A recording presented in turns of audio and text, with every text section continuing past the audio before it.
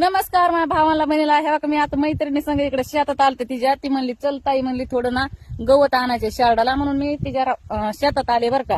तर मला एक सांगायचंय भावांनो बहिणींनो, आपण ना कधी पण आपला अन्याय झाला, कुणी आपला हात उचलला, आपलं कुणी वाटोळं केलं तर आपण ना लगेच त्याचा बदला घ्यायचा नसतो, त्याचा बदला परमेश्वर घेतो. तसंच माझ्या आयुष्यात झालं. माझ्या कुणी हात उचलला तर माझे थोडे छोटे छोटे लेकरं होते, त्याच्यामुळे मी काही गोष्टी माघारी घेतल्या.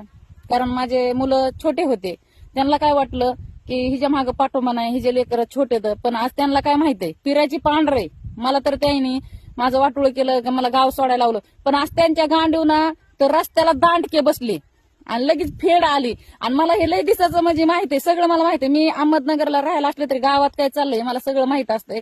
पण पिराची पांढरे त्याच्यामुळे पीर साहेबांनी ना लगेच रट्टे बसवले गांडी सपासप, आणि ते येळ आणले, टाइम आणला त्यांच्या वाईट. त्याच्यामुळे भावना बहिणीनं खसून